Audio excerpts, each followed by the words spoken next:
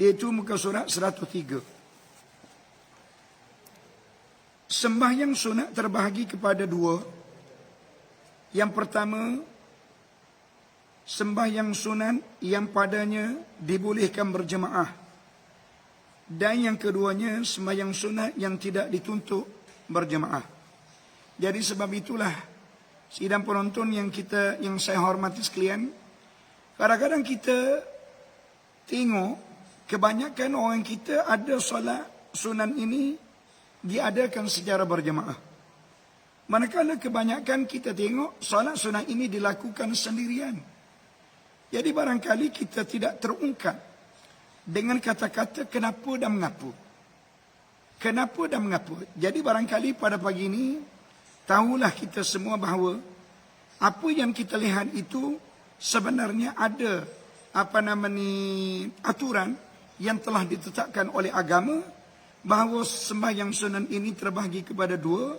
Ada sembahyang sunat yang dibolehkan berjemaah dan ada sembahyang sunat yang dituntut supaya dilakukan secara sendiri-sendiri.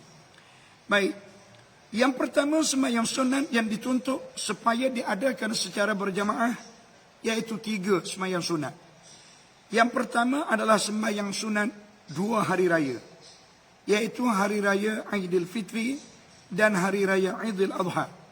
Yang insya-Allah hari Selasa ini umat Islam di merata tempat akan menyambut hari raya Aidil Adha, dan pada hari Selasa itu juga mereka akan sama-sama menunaikan salat hari raya secara berjamaah, termasuklah di Makkah dan di Madinatul Munawwarah. Jadi kalau kita tengok kenapa salat sunat ini diadakan secara berjemaah, kerana dituntut kita mengerjakan salat itu secara berjemaah.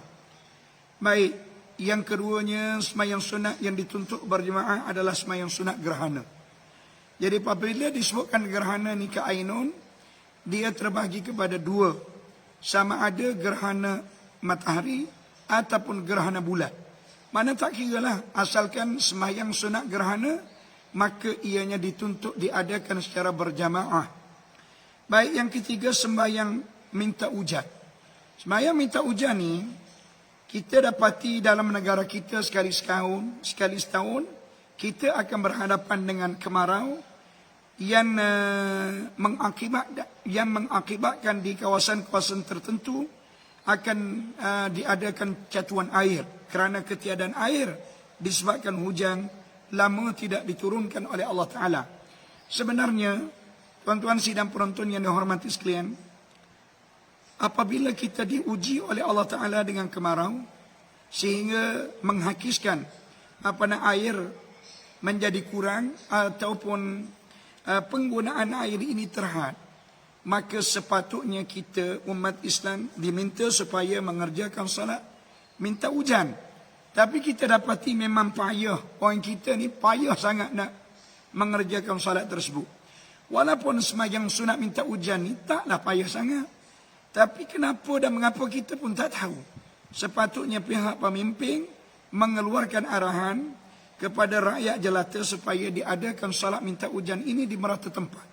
Untuk apa dia? Untuk kita meminta restu daripada Allah Ta'ala, agar Allah Ta'ala memberi kemaafan terhadap kesilapan dan kesalahan yang dilakukan, sehingga Allah Ta'ala menahan hujan daripada diturunkan. Yang kedua, kita minta supaya Allah Ta'ala alirkan air yang berada di bumi keluar, manakala yang berada di langit turun, untuk memberi kemudahan kepada semua makhluk-makhluknya, termasuklah makhluk yang bernama manusia. Sebab air ini adalah keperluan asasi kepada semua orang. Allah SWT menyebut dalam Al-Quran, وَجَعَلْنَا مِنَ الْمَاءِ كُلِّ شَيْءٍ حَيٍّ. Kami jadikan daripada air ini semua benda yang hidup. Mana air ini semua, tak kira sama ada binatang, manusia ataupun apa-apa pun yang hidup, semuanya dijadikan oleh Allah Ta'ala daripada air. Oleh itu air ini adalah satu keperluan yang kalau tidak ada makanan boleh bertahan lagi, Kak. Oh Kak Asnah, kalau kita tak makan seminggu kita boleh tahan. Tapi air kalau kita tak minum 3 hari, dia akan membawa kepada kematian. Itu nak ceritanya kepada kita kepentingan air kalau dibandingkan dengan kepentingan makanan yang lain. Baik, yang kedua sunat sembahyang sunat yang tidak dituntut berjemaah, seperti segala sunat rawatib.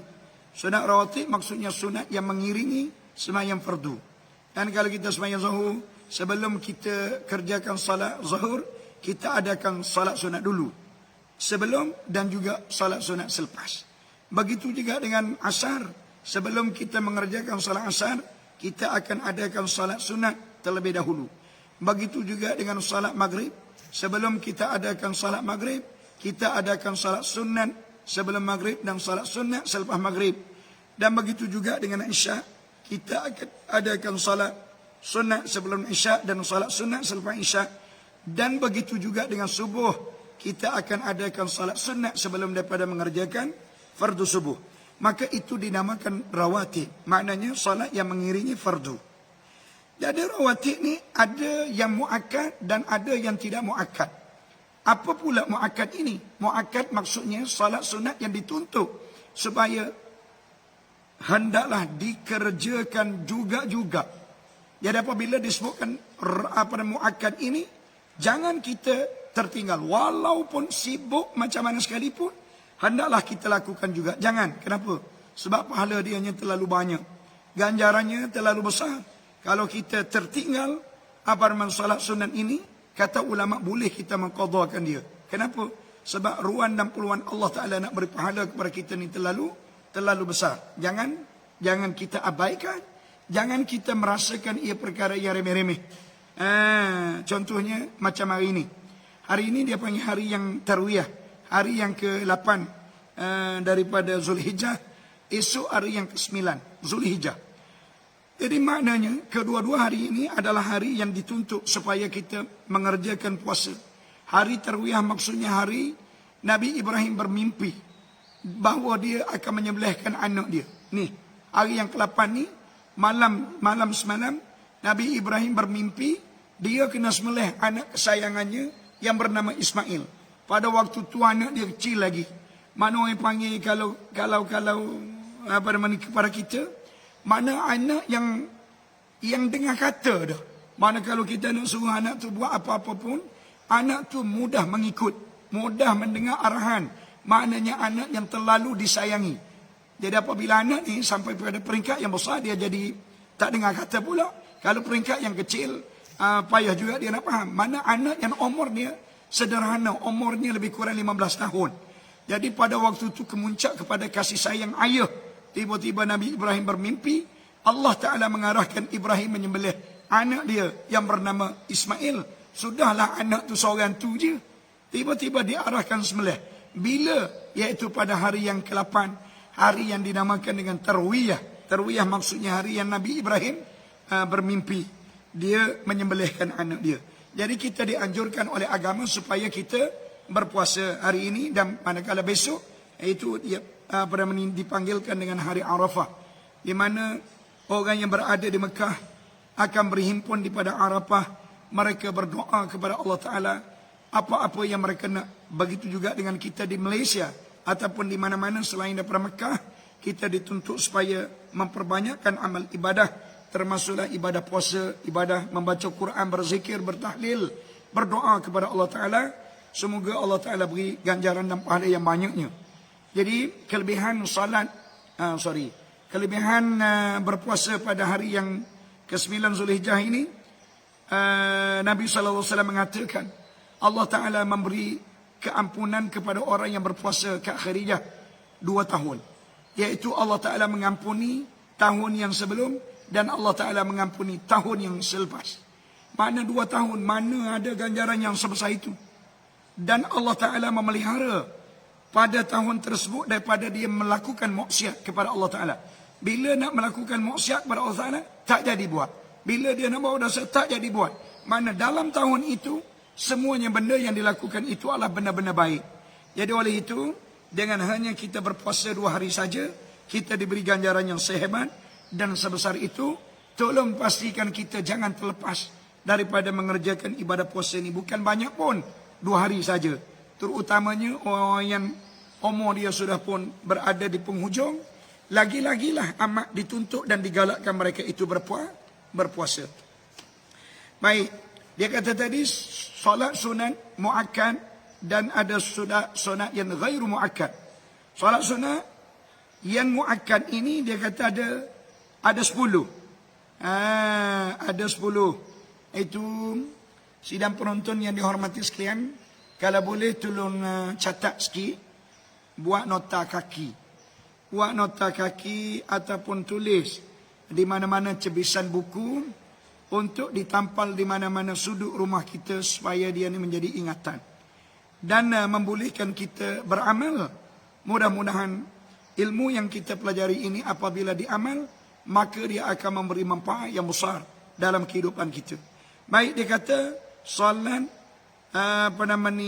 yang muakkad ini, solat sunat rawatib yang muakkad ini ada 10.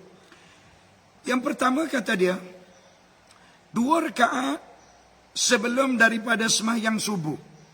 Tadi lihat, tadi sebelum kita mengerjakan salat subuh, sunat kita mengerjakan salat sunat dulu 2 rakaat.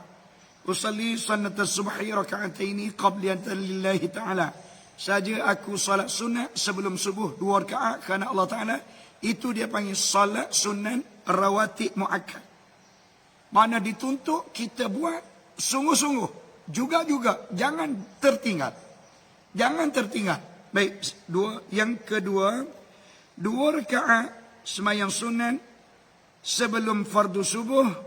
Dan 2 rakaat sembahyang sunat selepas daripada 2 rakaat sembahyang sunat sebelum zuhur. Dan 2 rakaat selepas zuhur. Jadi 6. Tadi 2 rakaat sebelum subuh. Sekarang ni pula 2 rakaat sebelum zuhur dan 2 rakaat selepas zuhur. Itu salat sunat rawatib muakkad.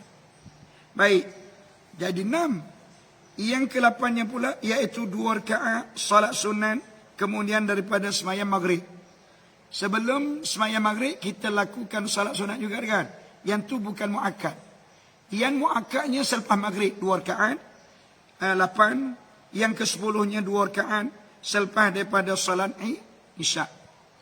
2 rakaat selepas daripada salat Isyak juga dinamakan dengan muakkad. Jadi cukup 10. Kemudian para alim ulama mengatakan ada lagi salat sunat yang bukan rawatib ni. Tetapi dia termasuk dalam kalangan salat sunat muakkad. Tapi dia bukan rawatib. Rawatib di mana sembahyang sunat yang mengiringi sembahyang fardu. Iaitu 10 yang saya sebut. Sekarang kata ulama ada satu lagi yang muakkad. Tetapi dia bukan rawatib. Iaitu sembahyang sunat witir. Sembahyang sunat witir ni adalah sembahyang sunat yang besar pahala dia.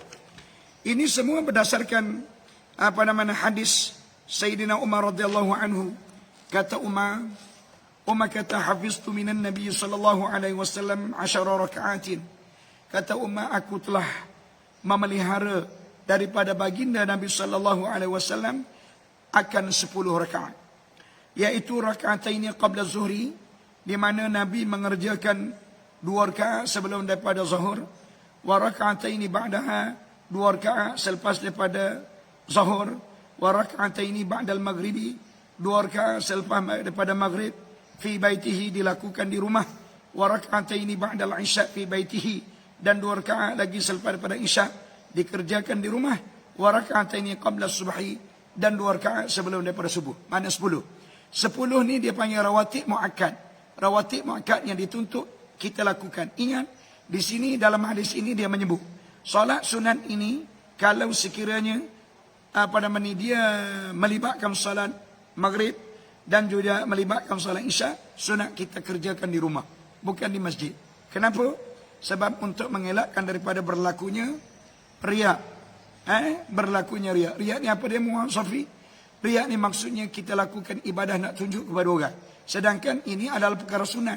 Bila ada timbul perasaan demikian, maka habislah, sia-sialah ibadah kita, kan? Jadi oleh yang demikian nak jaga supaya tidak timbul perasaan nak tunjuk kepada orang, kita buat di rumah. Sebab rumah kita ni siapa dia nak puji?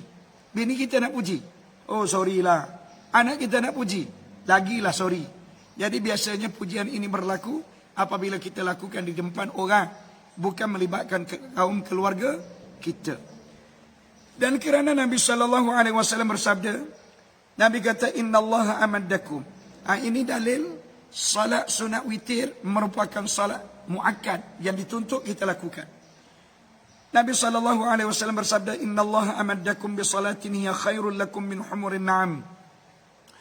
Nabi kata, sesungguhnya Allah Ta'ala telah memberi kepada kamu salat yang khairul lakum, yang lebih baik daripada kamu, min humarin na'ami, berbanding daripada unta megah. Kenapa kasih? Disebutkan dalam hadis ini, Nabi beritahu kepada para sahabat. Nabi kata, wahai para sahabatku, sesungguhnya Allah Ta'ala telah memberi kepada kamu salat yang lebih baik daripada unta megah. Unta megah ni adalah unta yang paling istimewa kasih. Dalam senarai unta ramah ni, unta banyak, unta bermacam-macam warna dia. Unta yang berwarna merah ini adalah calang-calang sangat unta, dan jarang-jarang sangat unta dijumpai yang berwarna merah. Jadi kenapa? Sebab unta yang berwarna merah, yang pertama harga dia mahal. Yang kedua, dia menjadi kebanggaan kepada masyarakat Arab pada waktu itu. Kerana orang yang mampu membeli unta merah ni adalah orang yang kaya, orang yang hartawan, orang yang ada duit saja. Dan dia menjadi keistimewaan yang amat terbaik kepada masyarakat pada waktu itu. Sehingga dibandingkan oleh baginda Nabi, sesungguhnya sesungguhnya Allah Ta'ala menyediakan kepada kamu ka'nur azizun, salat yang mana kebaikan dia, pahala dia lebih besar dan lebih berharga jika dibandingkan dengan unta megah. Lalu para sahabat bertanya, kulna, kata kami, yakni para sahabat, wa ma hiya ya Rasulullah, apakah dia salat yang engkau maksudkan itu wahai Rasulullah? Qala, Nabi kata, al-witru ma baina salatil isya ila tulu'il fajri, iaitu semayang di antara salat isya dan antara naiknya fajar. Maknanya semayang apa? Selepas daripada salat isya sehingga sebelum daripada masuknya pada waktu subuh, semayang apa namanya? Iaitu semayang sunat witir. Semayang sunat witir. Baik.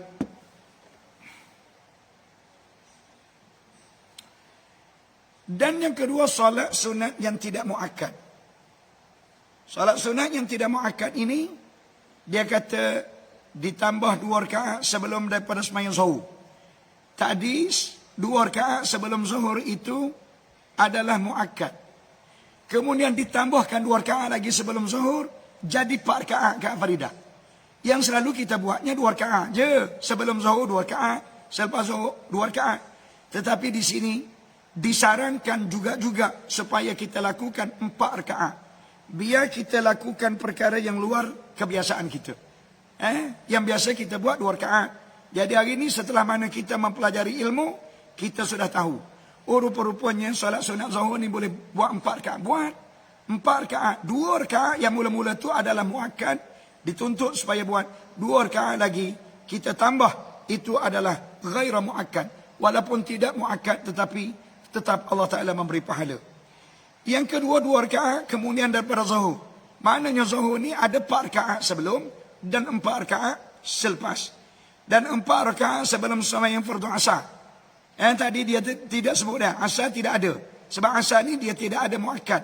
Asar ni dia ada ghair muakkad. Iaitu 4 rakaat sebelum daripada salat asar. Kemudian 2 rakaat yang ringan sebelum daripada salat maghrib.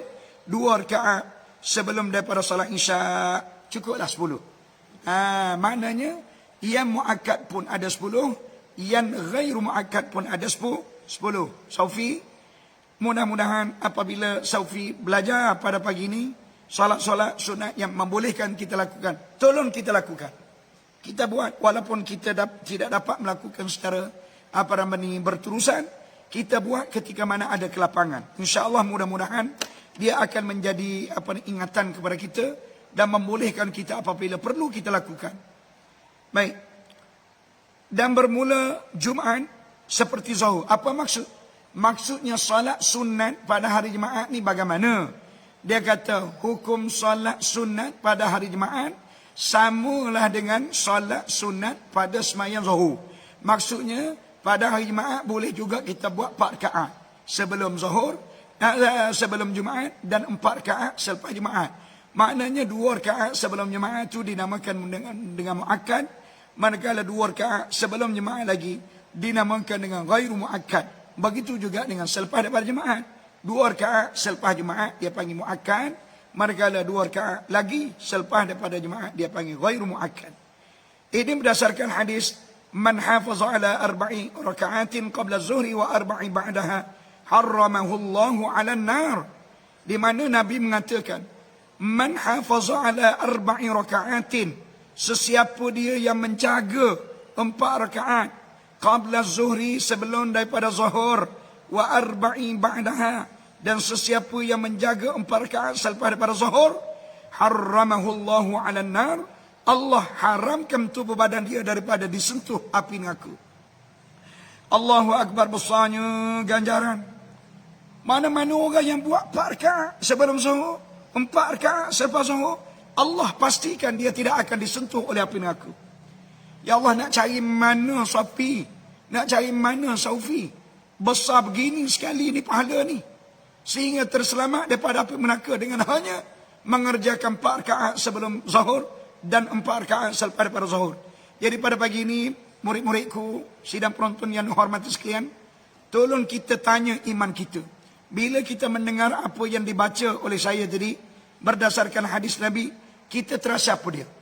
Adakah kita terasa Allah besarnya ganjaran dia? Ataupun kita tak rasa apa-apa? Kalau kita tak rasa apa-apa, memang mabuk betul sangatlah kita ni. Mana seolah-olah kita ni confident masuk syurga sangat. Sedangkan orang takut belaka sebut kata neraka ni orang takut. Sama juga dengan kita sekarang. Kenapa kita tak pernah berhenti daripada bekerja kat Faridah? Lepas bekerja, tak pernah miss. Orang menega, lepas menega.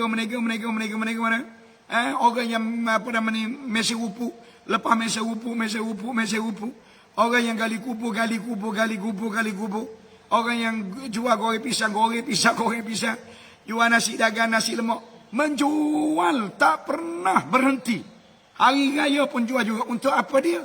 Untuk mereka nak pastikan mereka mempunyai bekalan yang mencukupi untuk meniti hari-hari yang barangkali hari itu mereka diuji oleh Allah Ta'ala dengan kesakitan ataupun dengan kepapaan ataupun dengan apa-apa. Jadi kalaulah berlaku ujian, mereka punya wang untuk menampung hari-hari yang diuji. Baik, kenapa mereka tidak ingat bahawa akhirat nanti kita akan diuji oleh Allah Ta'ala dengan ujian neraka? Jadi kalau amalan kita tidak mencukupi neraka, bila masuk dan neraka ni, ingat baik-baik kat Faridah, walaupun kata sehari saja Allah Ta'ala masuk neraka, tapi lama mana walaupun dengar Allah sehari je masuk neraka, macam sekejap. Satu hari neraka ni, satu hari akhirat ni, Kak Zuraida, 40 kharifan, 40 tahun.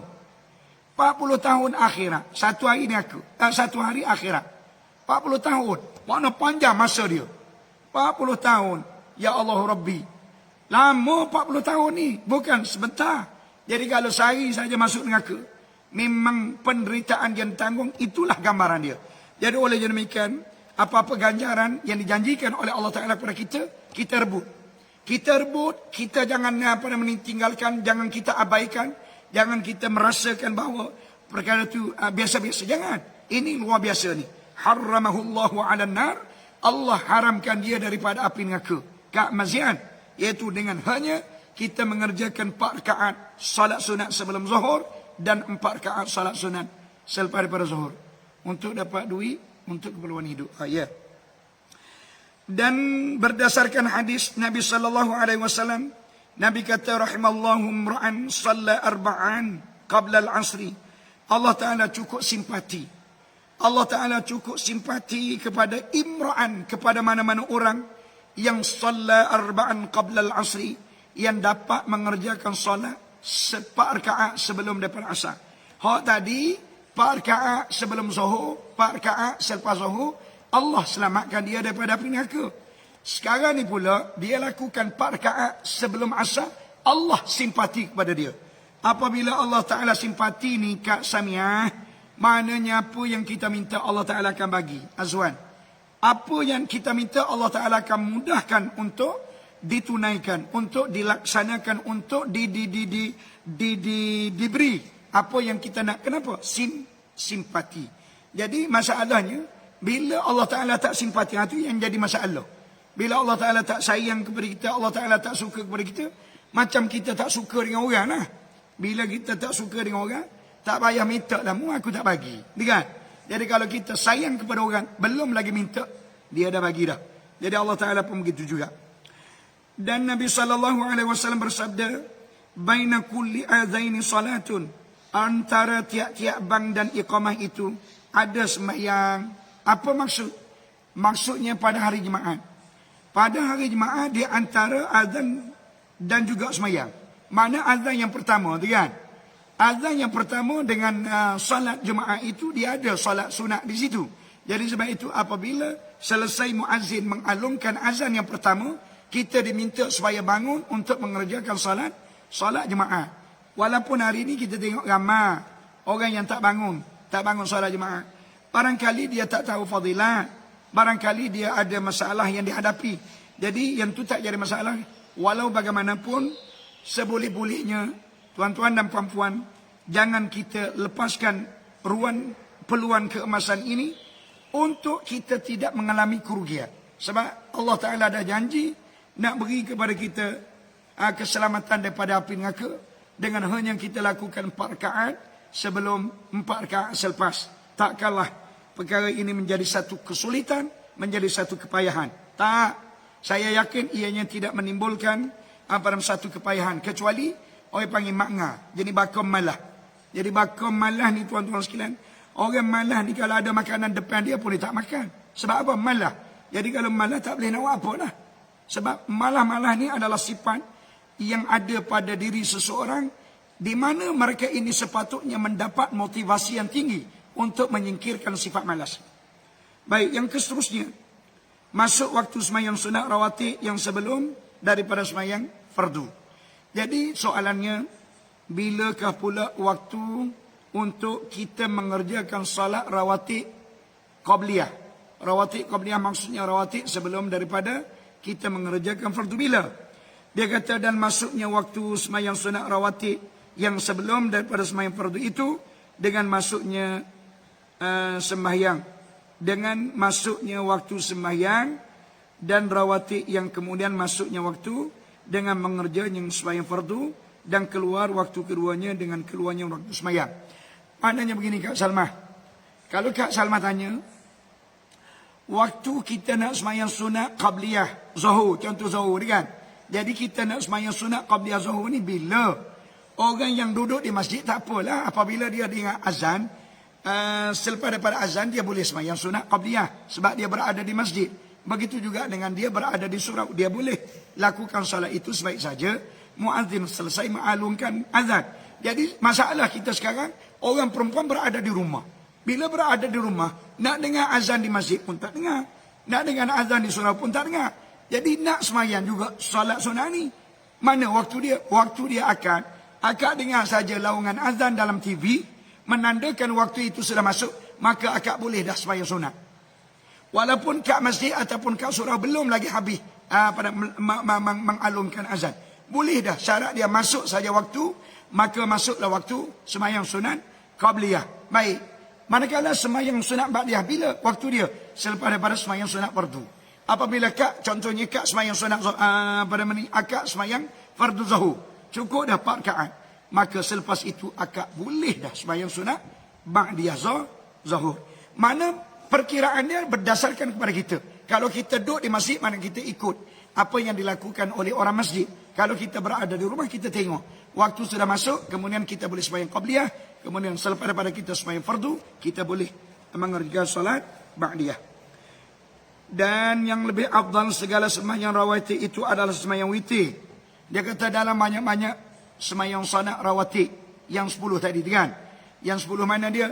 Iaitu 2 rakaat sebelum zuhur, 2 rakaat selepas zuhur, kemudian 2 rakaat selepas maghrib, 2 rakaat selepas isya, kemudian 2 rakaat sebelum subuh.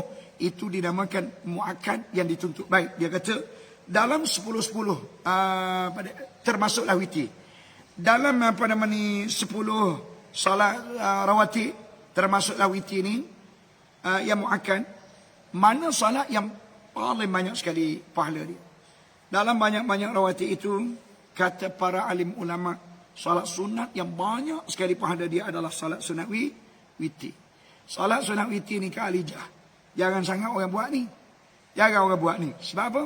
Sebab pada waktu itu dia panggil waktu si bersalah. Selepas daripada solat Isya, biasanya kita sibuk nak makan nasi. Biasanya kita sibuk nak makan burger. Biasanya kita sibuk nak apa nama ni? Nak makan kat luar. Kalau sekarang pandemik COVID-19 tak boleh kita nak keluar, maka kita sibuk nak tengok cerita drama. Kita sibuk nak bersimbang. Jadi menyebabkan kita terlepas daripada mengerjakan solat witir. Solat witir ni boleh je kita nak lakukan bila-bila. Sama ada sebelum tidur ataupun selepas bangkit daripada tidur. Yang paling penting kita kena buat. Ini berdasarkan sabda Nabi sallallahu alaihi wasallam. Nabi mengatakan, "Man ahabba an yutira bi khamsin falyaf'al, wa man ahabba an yutira bi thalathin falyaf'al, wa man ahabba an yutira bi wahidin falyaf'al." Jadi maknanya Nabi kata apa? Nabi kata man ahabba an yutira. Sesiapa yang suka dan memilih untuk mengerjakan salat witir bi khamsin 5 rakaat, falyaf'al, buatlah. Wa man ahabba an yutira bi thalathin falyaf'al. Sesiapa yang memilih untuk mengerjakan salat witir 3 rakaat, buat. Wa man ahabba an yutira bi wahidatin falyaf'al. Sesiapa yang memilih untuk mengerjakan salat witir 1 rakaat, buat. Kemudian hadis yang lain, Nabi sallallahu alaihi wasallam kata, utiru bi khamsin aw sab'in aw tis'in aw 11. Nabi kata, salatlah witir oleh kamu bi khamsin dengan 5 rakaat, aw sab'in ataupun 7 rakaat, aw tis'in ataupun 9 rakaat, aw 11 ataupun 11 rakaat. Maknanya apa? Maknanya digabungkan dua hadis ini menunjukkan bahawasanya sembahyang sunat witir ini paling kurangnya adalah 1 rakaat. Paling banyaknya adalah 11 rakaat. Mana up to you, bergantung kepada awak. Awak nak buat berapa rakaat terpulang. Nak buat 1 rakaat pun boleh, nak buat 3 rakaat pun boleh, nak buat 5 rakaat pun boleh, nak buat 7 rakaat pun boleh, nak buat 9 rakaat pun boleh, nak buat 11 rakaat pun boleh, asalkan jangan tak buat. Jangan tak buat. Baik. Sikit lagi kita sambung, iaitu sembahyang sunat duha. Jadi oleh kerana sebentar saja lagi kita akan solat sunat duha, jadi kita belajar tentang solat duha ini, apa kelebihan dia, apa keistimewaan dia, bilangan rakaat dia berapa. Dia kata, dan seperti sembahyang sunat yang lain juga, iaitu sembahyang sunat duha. Dan sekurang-kurangnya sembahyang sunat duha ini adalah 2 rakaat, dan yang paling afdal sekali adalah 8 rakaat. Ingat, sembahyang sunat witir paling banyak adalah 11 rakaat. Manakala sembahyang sunat duha paling banyak adalah 8 rakaat. Ini berdasarkan hadis Abi Hurairah. Abi Hurairah kata apa ni? Awsani Khalili sallallahu alaihi wasallam. Pernah satu ketika Nabi telah berpesan kepada saya bithalathin, dengan 3 perkara. Nabi kata, wahai Abu Hurairah, aku nak pesan kepada kamu dengan 3 perkara ni. Jangan kamu abaikan, jangan kamu tinggalkan, dan jangan kamu biarkan. Seboleh-bolehnya kamu kena lakukan juga. Walaupun kamu pernah pada waktu itu melakukan juga. Apa dia? Yang pertama kata Nabi, siyamu thalathati ayyamin min kulli syahrin. Hendaklah kamu berpuasa 3 hari pada setiap bulan.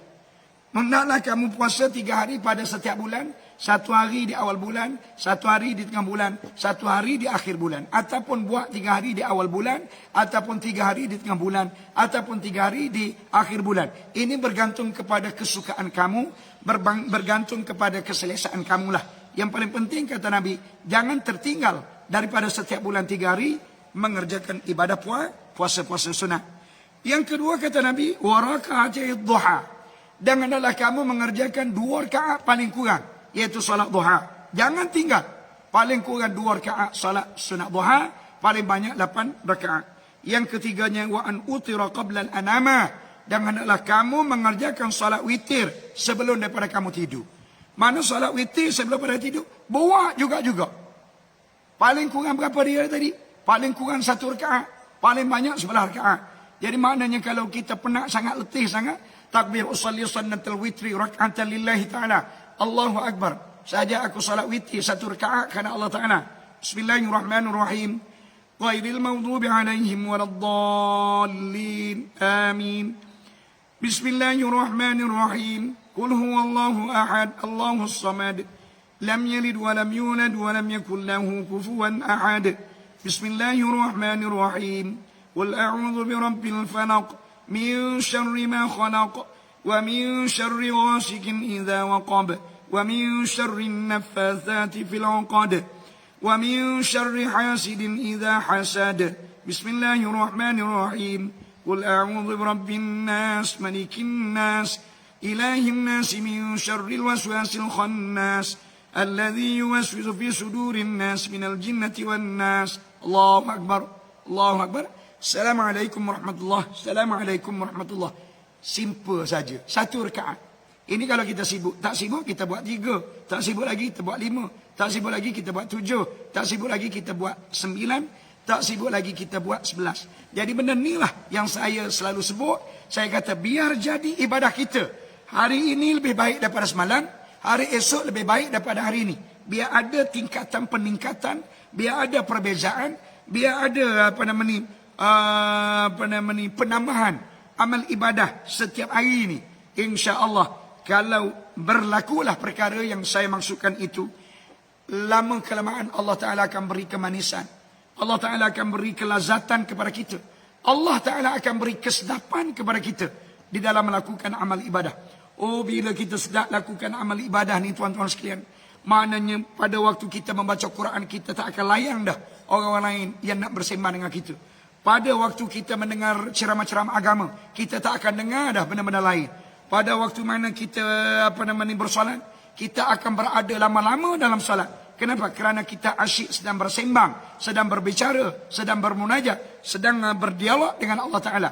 Allah Ta'ala akan datangkan kemanisan ini ke Khadijah. Ingat baik-baik. Sekarang ini barangkali baca Quran malas, sembahyang malas, berdoa malas, malah. Kenapa? Sebab Allah Ta'ala belum datangkan kelazatan itu. Kenapa?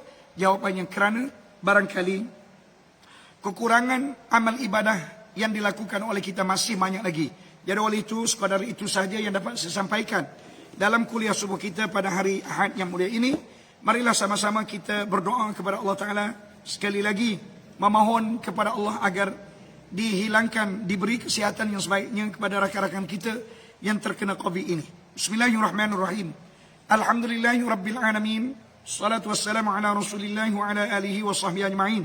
Allahumma inna dhuhaha dhahauka, والبهاء بهاؤك والجمال جمالك والقدرة قدرتك والعصمة عصمتك. اللهم إن كان رزقنا في السماء فأنزله، وإن كان في الأرض فأخرجه، وإن كان معسرا فيسره، وإن كان بعيدا فقربه، وإن كان في البحر فأطلعه بحق ضحائك وبهائك وقدرتك وقوتك. اللهم آتنا ما أتيت بعبادك الصالحين. Ya Allah, ya Tuhan kami, pada pagi yang mulia ini kami ingin mengadu kepadamu ya Allah. Kami ingin mengadu kepadamu ya Allah. Kami ingin mengadu kepadamu ya Allah. Betapa susahnya hati kami ini mengenangkan kepada rakan-rakan kami yang baik-baik ini ditimpa musibah, terkenanya positif COVID kepada mereka ya Allah. Kami pohon agar berilah kesihatan segeranya kepada mereka ya Allah. Mereka itu adalah Kak Rafiah binti Zainin, suami, anak-anak dan cucunya ya Allah. Satu keluarga mereka terkena belaka ya Allah, yang sekarang ini tinggal di Sekambu. Ya Allah, kepada rakan kami Yunus bin Baydawi ya Allah, ahli jawatan kuasa surau Ittifaq Wangsa Maju ya Allah, Setia Wangsa. Ya Allah, ya Tuhan kami Ustaz ni Muhammad Faris bin Saidin dan juga adik perempuannya yang tinggal di Padang Balang ya Allah, juga terkena COVID. Ya Allah, ya Tuhan kami, dia ni adalah imam di Hospital Kuala Lumpur.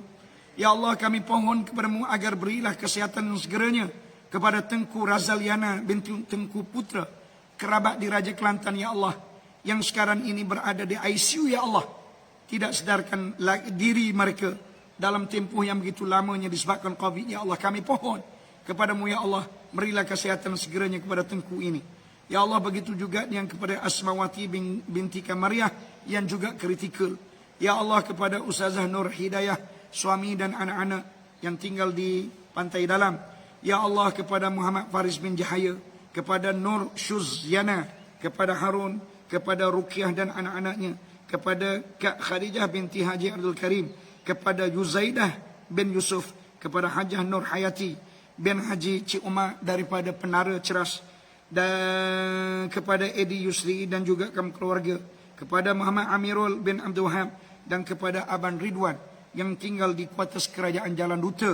Ya Allah, ya Tuhan kami, kami pohon kepada mereka-mereka ini diberi kesihatan yang segeranya. Dan juga kepada mereka-mereka yang lain yang terkena COVID ini, berilah kepada mereka kesihatan segera juga. Ya Allah, kepada kami yang belum lagi terkena, peliharalah kami ya Allah, jagalah kami ya Allah, agar jangan terkena walaupun sedikit. Ya Allah ya Tuhan kami pohon kepadamu, lindungilah kami daripada apa-apa yang menyusahkan hati kami, apa-apa yang menduka citakan kami. Ya Allah jadilah kami model yang terbaik untuk dicontohi dan diikuti. Dan jadikanlah kami sebab orang ramai mendapat petunjuk. Ya Allah berilah kebahagiaan, berilah kedamaian, keamanan, ketenangan sepanjang masa kepada kami. Ya Allah berilah kebahagiaan kepada kami, anak-anak kami, zuriat keturunan kami.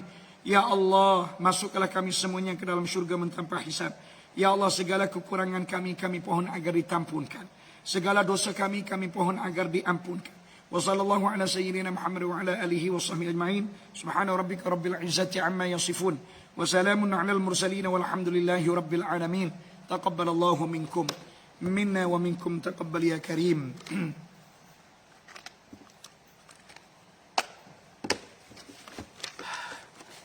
Okey, terima kasih semua Alia, terima kasih Kak Salma, terima kasih. Okey, kepada murid